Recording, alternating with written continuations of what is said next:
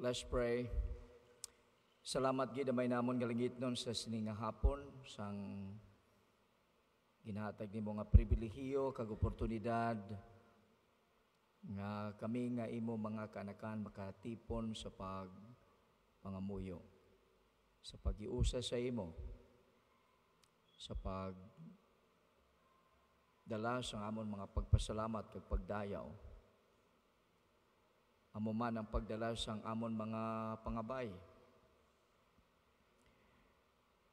Nagapasalamat man kami nga ikaw makapakigambal sa amon pagi sa imo pulong. Kabay patagaan mo kami isang masanag nga una-una, mahumok nga kasing-kasing, kag may pagkahanda sa pangabuhi, pag-aplikar sa kabuhi sang mga kamatuoran nga sarang namon matun-an halin sa imo pulong.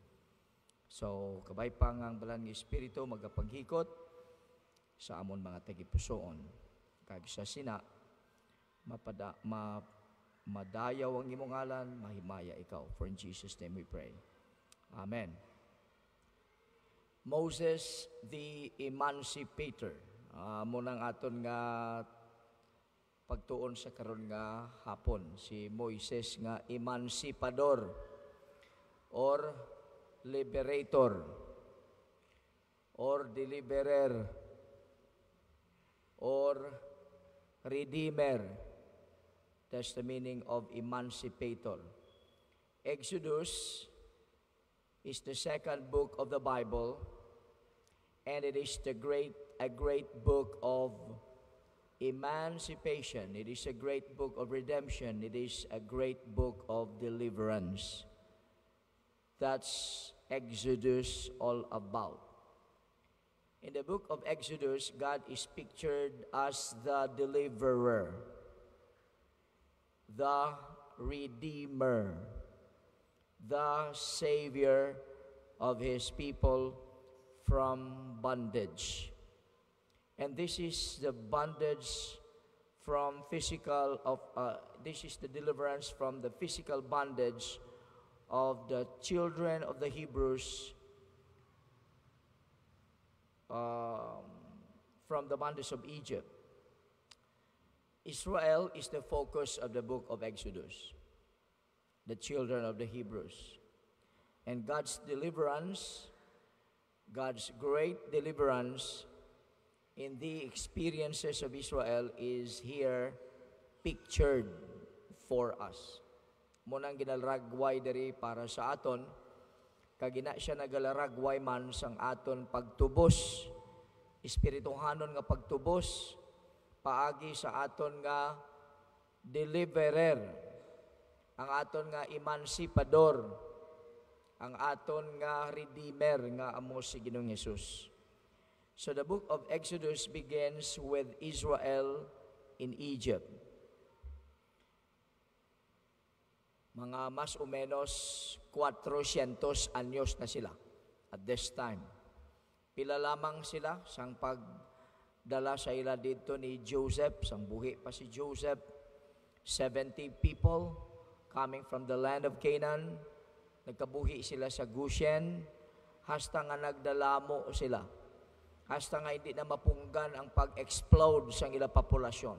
Kay amugid man ina ang tuyo sa Diyos. Amugid man ina ang tuyo sa Diyos nga himuon sila nga dako nga nasyon. So ina nga saad, ina nga hitabo, fulfillment, kabahin sa fulfillment sang ginsaad sa Diyos sa kay Abraham pa. So dito sila ginpadamo sa Egypt. And let's remember that Egypt in the scriptures is a picture, is a type, a symbol of the world.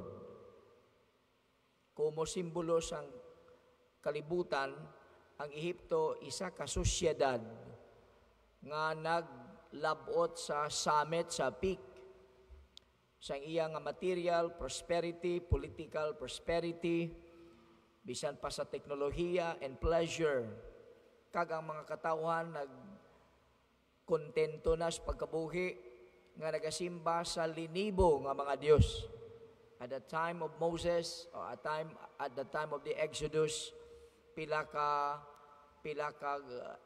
pila kabilog ang mga Diyos-Diyos, gods and goddesses. Sobra 1,000. Sobra 1,000 mga kauturan.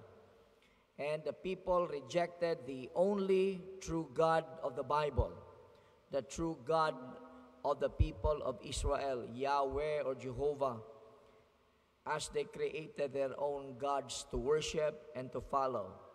Ting Israel naman, a brand new people, race of people who believed in the true God of their forefathers Abraham, Isaac, and Jacob. Amuning Diyos nga nagpahayag kay Abraham, kag kay Isaac, kag kay Jacob. Isa ka Diyos. Aring Israel, ara sila nag-atubang sang opposition, persecution, hatred, hostility dito sa Egypt because they were being oppressed, they were being enslaved. So the people of God were being persecuted by the world. Ano ang kinanglanon sa Israel? Bulig, emansipasyon, kahilwayan, deliverance. So the people who believe in the true God, the true believers of God, needed God to intervene on their behalf. Intervention sa Diyos, kinanglanon nila. So, sila nga mga katawan at the time, nagaampo, nagahibi sa Ginoo, nga tagaan sila sa kailuwayan, gikan sa pag-opreser, gikan sa pagingabot, gikan sa pag-isklabo sa mga Egyptians. Amo ina, diri mga kauturan, ining dako nga kaduwa nga libro sang kasulatan, ang great subject diri amo ang need for deliverance, the need for redemption, the need for salvation. So sa first 2 chapters pa lang sang book of Exodus, amo na ina dayon ang gina-emphasize. So God, in answer to the prayers of His people, intervened on their behalf by sending an emancipator.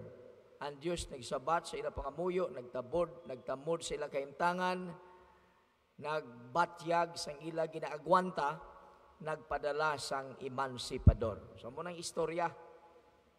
So una, naunta, the emancipator is born.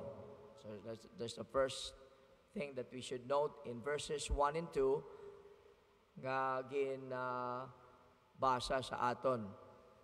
Sa aton to nga. The emancipator is born. Verse 1 and verse 2. And there went a man of the house of Levi and took to wife a daughter of Levi. And the woman conceived and bare a son. And when she saw him, that he was a goodly child, she hid him 3 months. Sa Exodus chapter 6 verse 20, ginasugiran kita ni Moises nga mong nagsulat man sini kay ang first 5 books of Moses, first 5 books of the Bible ginsulat ni Moises. Siyang naga-narrate man sa niya istorya diri. Wala niya ginmensionar niya mga ginikanan. Pero ginsugiran kita sa chapter 6 verse 20 kung sino ang mga ginikanan niya. Ang apo ni Levi si Amram, nagpangasawa sa kay Dona. Hindi is Dona. Si Jochebed. Sorry. Hindi si Dona, si Jochebed. Si Amram, nangasawa kay Jochebed. Now, sa sining kagyunan, may 2 na sila kabata. Ang una, amo si Miriam. Hindi si Miriam anobling. Si Miriam. Pagkatapos sina, mga 12 katuig dispues, na tao naman si Aaron. Sila nila si Aaron. Si Miriam, ang magulang, pagkatapos si Aaron. So, ari naman, ang ikatatlong nga bata na tao. And the woman conceived in verse 2, kag nagbata siya sa sang lalaki, kag ang lalaki matahom. The word is goodly. Ang pulong nga goodly, ang kaulugan matahom, guwapo, beautiful. Beautiful boy. Muna, ang isa ka bagay nga very unfortunate, nga bisan ano kagwapo sang bata, kung kalaw ay sang kalibutan sa diin siya na tao, hindi mo mga kauturan maeksplikar nga ang diferensya bala. He was a goodly child, but he was born in an ugly world, a very unfriendly world, a very hostile world. Hostile, nag-oppose sa mga katauhan sa Diyos. Natao siya sa isa ka terrible kagamhanan nga nasyon, but was of a foreign race, oppressed race during that time. Sa timpo, durante, nga ang tanan nga mga Jewish babies, lakip sa iya, were under that royal death sentence. Muna, ang decree, ang edict, ang order, ang executive order sang paraon, kung ang mga Hebrehanon nga mga babae magbata, kung babae, ang bata, buhion. Pero kung lalaki gani, patay. So that's the royal edict. Death sentence para sa mga lalaki nga mga magkalatao. So that's wala tsansa kung Hebrew male ka at the time. That was the time when Moses was born. And he was not a female, he was a male. So, may death sentence nga kaangay sina. Wala sa payan, Moses had something special in his favor. And what is that? Moses was the child of believing parents. Parents were faithful to Yahweh. Amuna, bisan ano ang kinagubot sa kalibutan, sa diin na tao ang bata, guwapo pa, wala sa payan ang mga ginikanan tumulo, wala sila sang may ginakabahan, wala sila sa may ginakadlokan, ginasalig nila sa Ginoo bisan pa ang ila kabataan. So again, Moses is writing this account. Siyang nagsulat sini nanungod sa iya mga ginikanan, nanungod sa iya kaugalingon nga pagkatao, and it is actually a modest record. Modesty aside. Wala yagin pang mentionar ang iya mga ginikanan. And this is why we must turn our lesson to other portions of the Bible to give us more information about the events in Exodus. So kung gintagaan kita sang oportunidad, kalabanan sa aton would want to talk about how good our parents are. Si Moses, wala na siya nagambal in detail. Moses didn't even mention his parents by name. Diba? Kung ikaw, anak, ginpalangga, ginatipan, sang imo mga mapinalanggaon nga mga ginikanan, bangod sang ila pagpalangga, kapag sakripisyo, nangin amo ka, kung nangin amo ka sina, bangod sa ila. Pero dire, modesty aside, si Moses wala na nagpa-kadto pa sa detalye. Ang yung mga ginikanan, mga ordinaryo lang nga mga ginikanan. In fact, they were in slavery. Slave sila. Although they were members of the tribe of Levi, pero sa liwan nga pungsod sa Ehipto, mga esklabo sila. And verse 2 tells us only that Moses was healthy, he was a good child, he was a fine child. But what is terrifying here is that he was born under a difficult situation. Death sentence that at any moment ang Egyptian army pwede makabati sa iya hibi pagkatapos dakpon, pagkatapos ihaboy siya sa suba sang Nilo. Now, kung ikaw, abi ang Iloy, Mrs. Villacampa, nga birthday celebrator namon karon nga adlaw, happy birthday to you. Ano ang himuon mo? If you are Moses' believing parent, if you are Moses' conscientious mother, what would you do? Anong himuon mo? Nakarealisar ka man nga mabudlay ang sitwasyon, anytime nga madakpan si Moses, ti patay kang bata ka. Imo man masiling nga wala ka karealisar kung anong plano sa Diyos ini sa iyang kabuhi isne. Wala ka kabalo nga ang natao sa imo at that time, amo gali ang magmangin savior, mangin emancipator, mangin deliverer sang iyang mga katawan gikan sa kahilipnan sa Ehipto. Way kakabalo sina.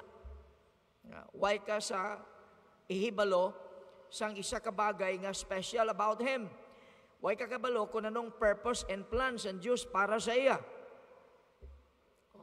Pero sa iya mata, Moses seemed perfect to her.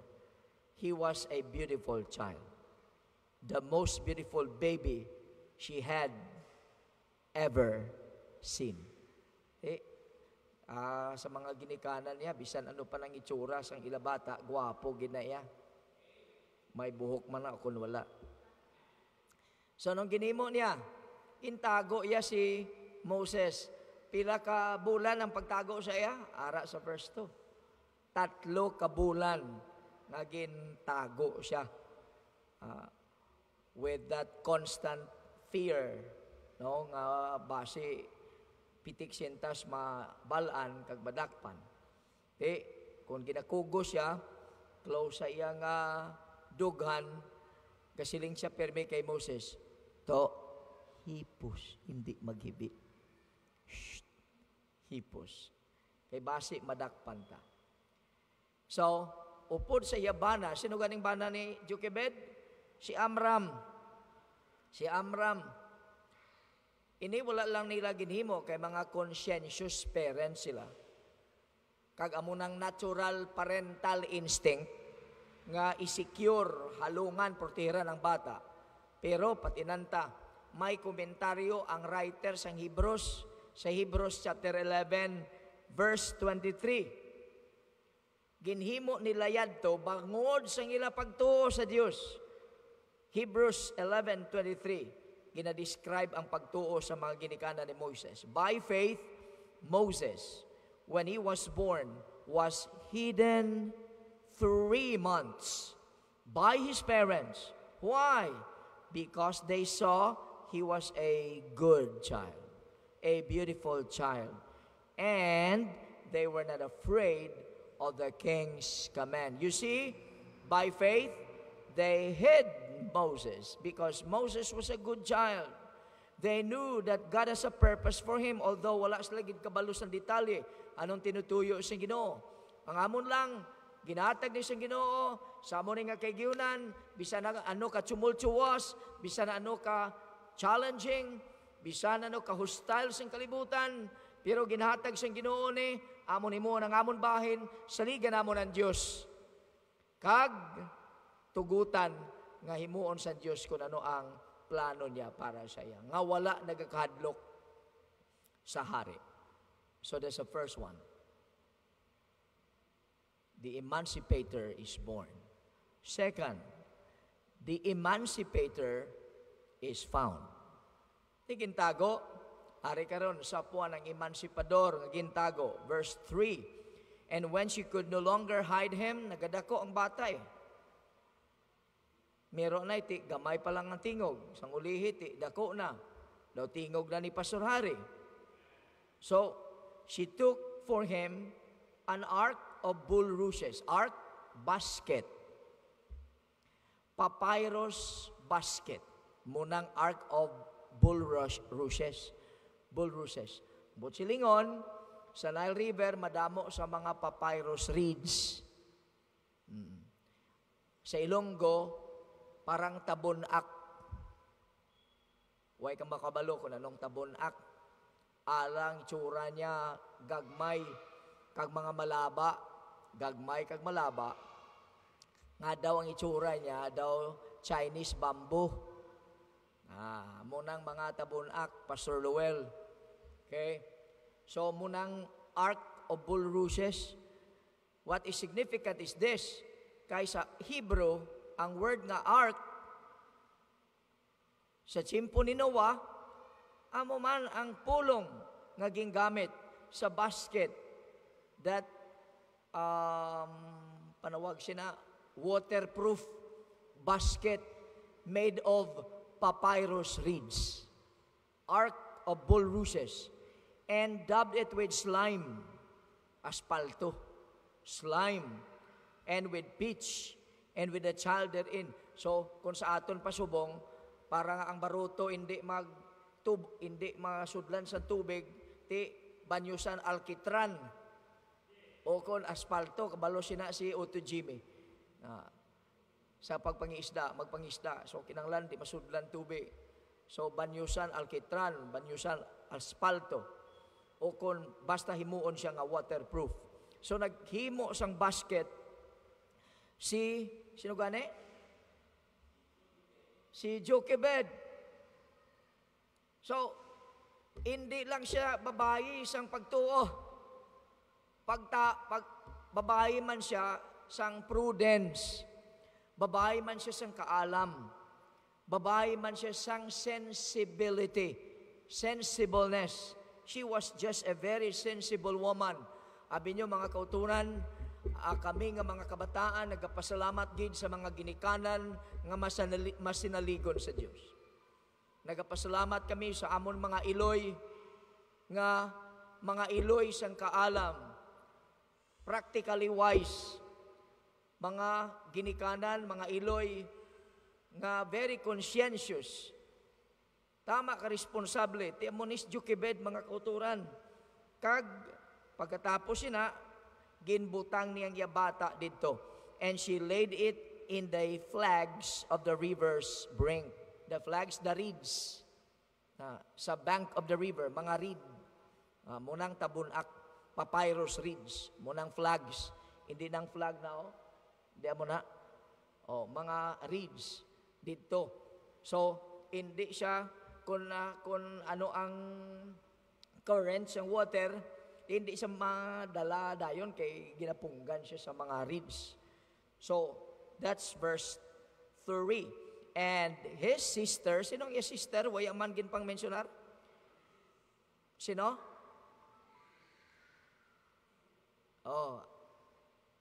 Si Mrs. Kuno siling ni Pastor Are. Si Miriam stood afar off, nagabantay to wit what would be done to him. Nung imuon sa iya in verse 5, and the daughter of Pharaoh came down to wash herself at the river, and her maidens walked along by the riverside. And when she saw the ark among the flags, ano ganing flags?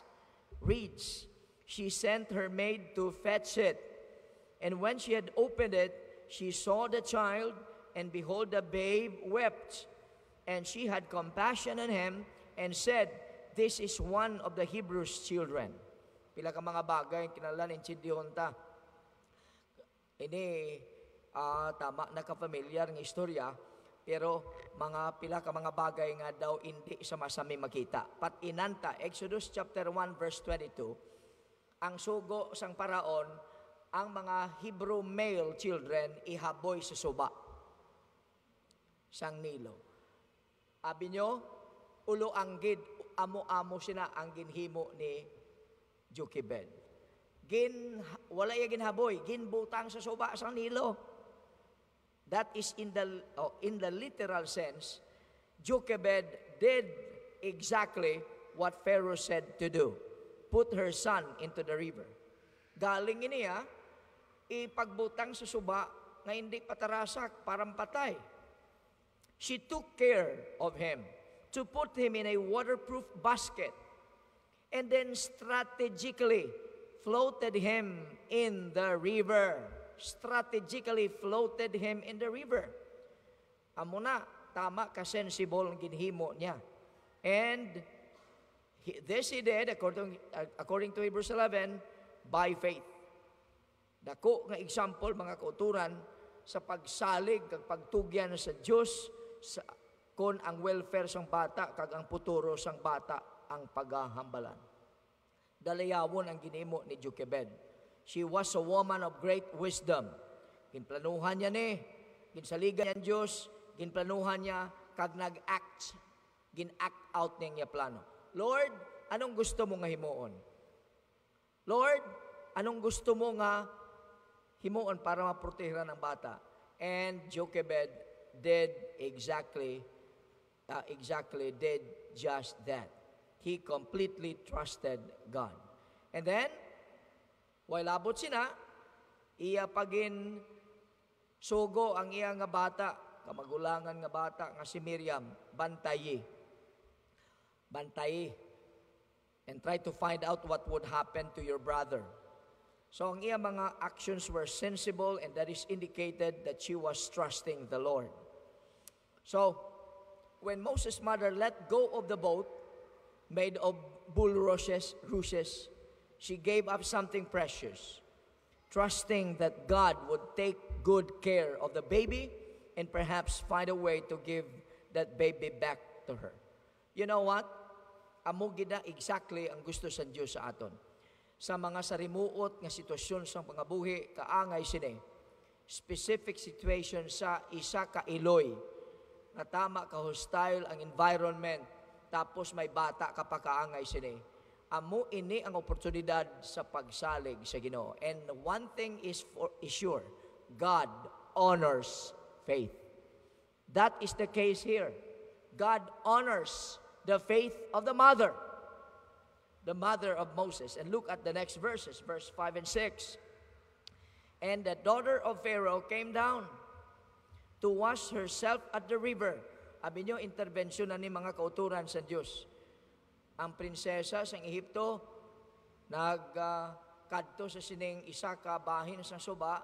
This must be a secluded part of the Nile River. Sa masami basi, diri siya nagapaligo.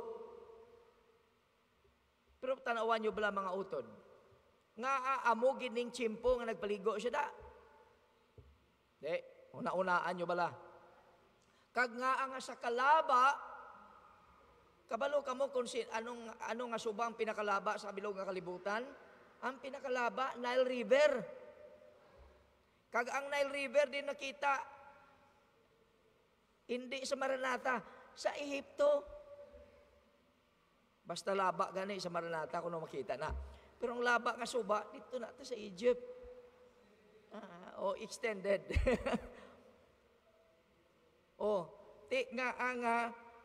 Ang prinsesa dito gid maligo, kag amo gid na nga takna.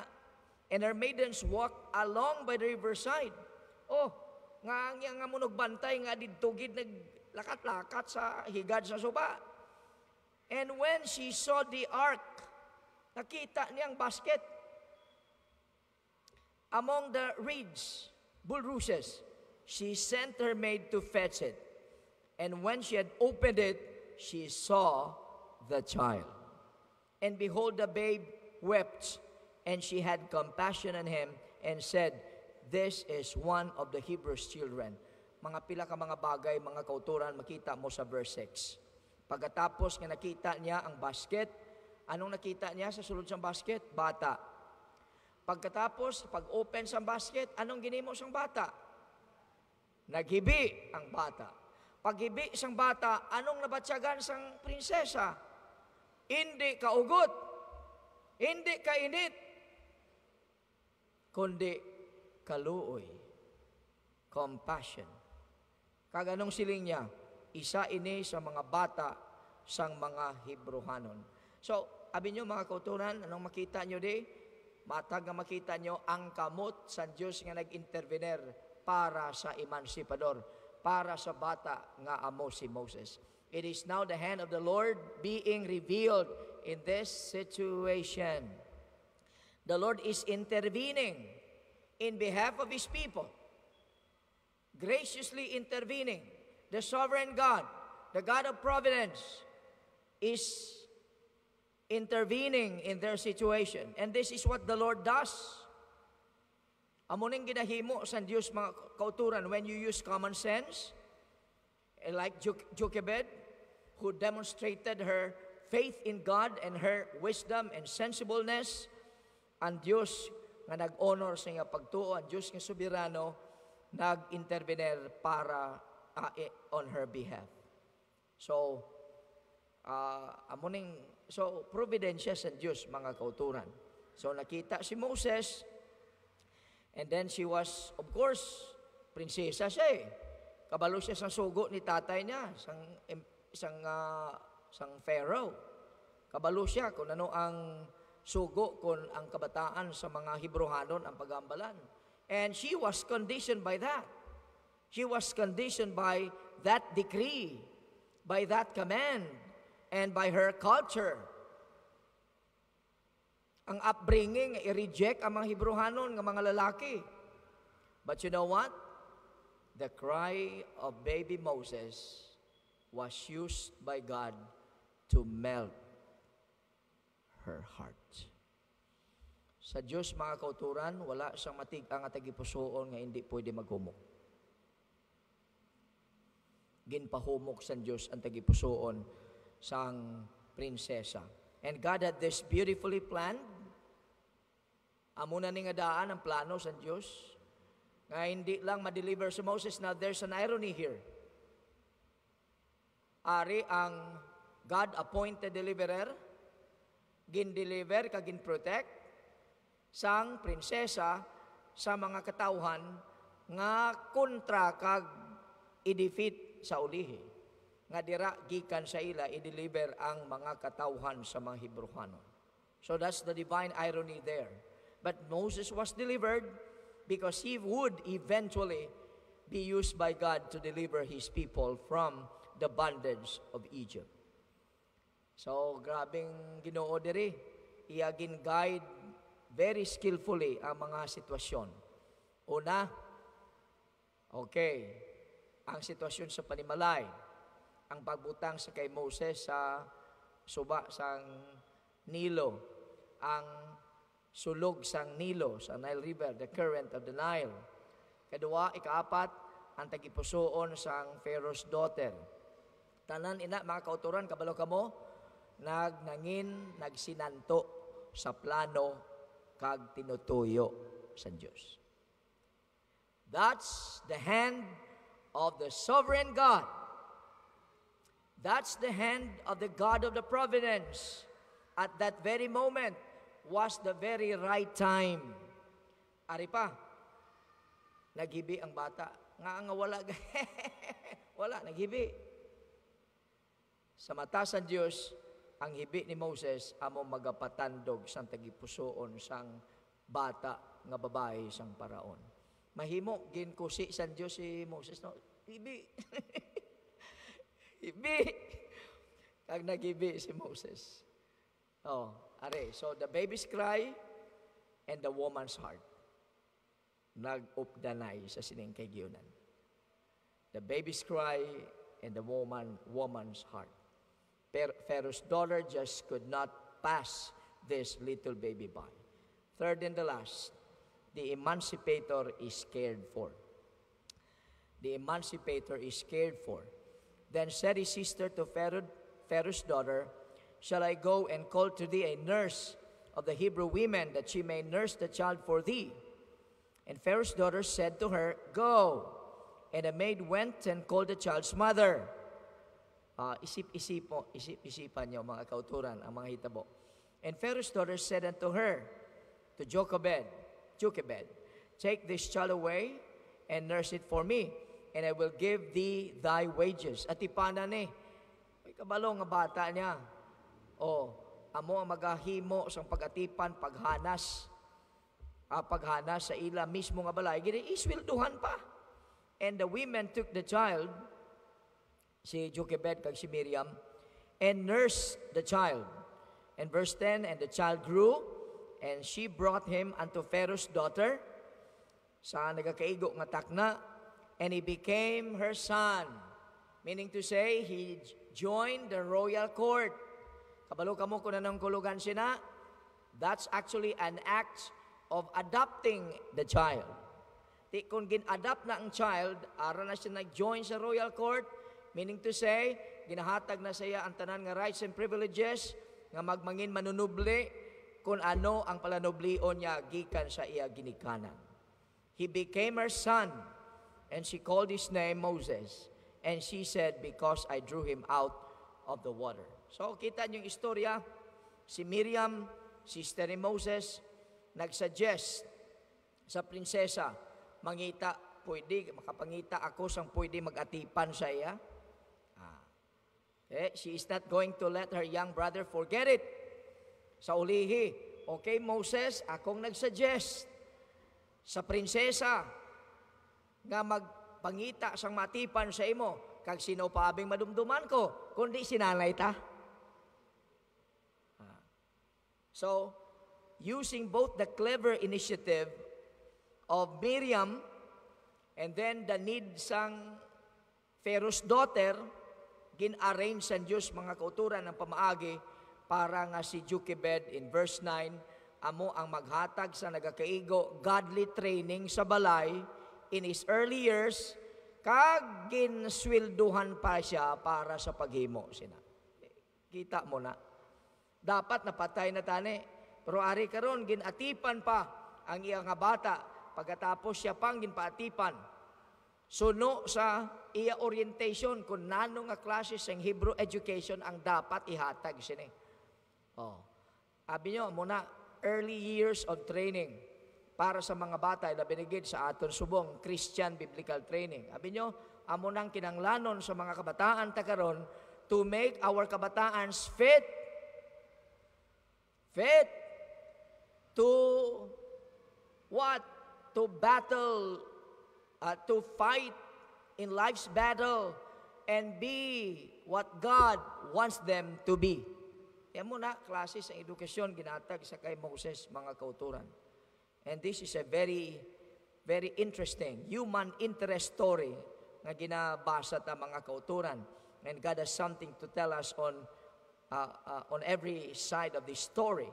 This is a real turn of events, hindi niya nga ulo istorya lang.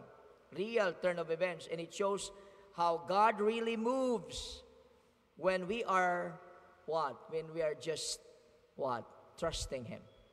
Kung gasalig lang kita sa iya, mag-move by faith sensibly, pareho sa ginhimo ni Jochebed. Hindi mo na mga kauturan malipatan. You cannot beat God when He is moving in our hearts and lives. So God rewarded the faith of Moses' mother, both as she trusted Him in hiding Moses for 3 months, and also as she trusted Him by setting Moses out on that river, and by trusting Him in giving the exact and proper training sa iyang nga bata. Anong ginahatag sang Pharaoh's daughter nga ngalan sa sini nga bata? Moses. Ang kaulugan niya, drawer out. Drawer out. Anong rason nga giningadlan niya na in verse 10? She named him that because she had him drawn out of the water. Now, may duwa na siya, play of words sa Hebrew kag Egypt. Ang Egyptian form sining ngalan was probably Mesu. Capital M-E-S-U, Mesu. Ang iya kahulugan, born, natawo, or brought forth, ginpanganak, brought forth, born child, or brought forth child. Amo nang Mesu. Ang iya derivative sinang iya root, ang kahulugan to produce, magproducer, or to draw forth. Amo nang Egyptian form, mo nang kahulugan sang Egyptian form nga Moses, Mesu. Mesu. So, amo na, Moses means drawer out. Drawer out. So, pinsugiran kita sa Acts chapter 7, verse 22. Pagkatapos nag-allow na siya nga mag-join sa royal court, and he was raised with both the science and the learning of Egypt. Acts 7:22 says that Moses was learned in all the wisdom of the Egyptians, and he was mighty in words and deeds. Now think about this. Ang isa sa mga seeds sang ancient civilization amo ang Mesopotamia kag ang Egypt. Egypt was one of the most academic, most scientific societies among the ancient cultures, the seat of ancient civilization. Amo na ang tiyempo nga si Moses nahanas. Pero patinan nyo, ang rearing, ang foundation, ginhatag ni nanay niya sa ilabalay. Anti siya nagsabak sa scientific, academic learning sang Egypt, mga kauturan. So it is but reasonable to think that Moses was instructed in all areas of learning in Egypt, in geography, in history, grammar, writing, literature, philosophy, and music. Munang kinanglanon niya para mapreparar siya sa role nga ginhatag sa Diyos sa iya. Even Josephus, the ancient Jewish historian, nagsiling that Moses was heir to the throne of Egypt. So kinanglan mahana siya. And that while a young man, he led the armies of Egypt in victorious battle against the Ethiopians. So although ang identification sang paraon at the time, the pharaoh of the oppression, isa ka controversial subject, a matter of speculation, ang daughter sini nga paraon may have been the oldest daughter of Ramesses II, or she may have been his sister, sister ni Ramesses II. Pagsuno sa kustumbre sa mga Egyptians of that day, ang iya firstborn son, sining daughter, oldest daughter of Ramesses II, had the right to the throne. In other words, Moses would have been the next pharaoh had Ramesses II and his queen remained childless. Can you imagine the status, the privilege, and the opportunity that Moses had at that time? But you know what? Hindi ang plano ni Paraon, hindi ang plano sang daughter ni Paraon, kundi ang plano sa Diyos amo ang aton makita sa kay Moses. Because God had another plan, and a much better plan for Moses and for his people. God gave him all that he needed to become what God wanted him to become. What is that? An emancipator of his enslaved people. So, God gave him the training that he needed at the time. God gave him the education that he needed at the time. It was a very practical kind of education that has fitted him to become the leader of his people in a great emergency and to deal on equal terms with a powerful monarch, makaatubang siya sa Paraon, and to guide to a victorious conclusion that dangerous initiative of great national exodus. So, inatanan, natabo sa ulihi, nga aman, kay ginhatag sa Diyos sa kay Moses ang tanan kinanglano niya nga klase resources, klase nga training nga kinanglano niya. Sabi niyo muna subong sa mga pamatanon kung anong ginahatag sa inyo sa Ginoo sang oportunidad para mahanas. Way kamo kabalo kung anong plano sa Diyos sa inyo para sa palaboton. I-take advantage nyo ang ginahatag sa inyo sa Ginoo. Kay para nga kung ara ka na, tawgon ka na sa Ginoo sa sining particular role, ready ka na, preparado ka na. 3 things that we should remember and then we're done. 1, we see God's overruling providence and His power to make wicked men work out His will. Aring providensya kagahom sa Diyos mga kauturan, nga bisan ang mga malauton, gamiton sa Diyos para himuon kung ano ang iya kabubuton. Muna-una makita ta. Kadua, God's blessing on a mother's faith in Him and love and care for her child. Ini, hindi mo mga kauturan diri manigar ang role sang isa ka iloy o kung ang role sang mga ginikanan. Muna, mga ginikanan, gabi na gid ang mga iloy, iribligid ka signifikante ang inyong contribution sa paghana sa inyong mga kabataan. Hindi pwede na ma-underestimate. Muna, mga ginikanan, o kung mga kabataan, hindi gid kita aton magkapalya sa pagpahayag sang aton gratefulness, sang aton pagpasalamat sa mga ginggamit sang Ginoo nga mga ginikanan. No matter how limited they were, no matter how imperfect they were, to the fact na ginggamit sila sa Ginoo, we should always be grateful to God for them. Can you say amen? Muna mga ginikanan. Ilabi na gid ang mga matinuohon, mga kabataan. Ilabi na gid ang mga matinuohon nga mga ginikanan. Baw. Tama gid kadako sang aton nga utang nga kabalaslan sa ila. Katapusan, kanatlo nga makita ta is God's providential way to prepare His man or woman for that matter for his or her future role. Anong future role ni Moses? Mangin emansipador. Anong ginimo sa Diyos? Ginpreparar niya ang iya emansipador.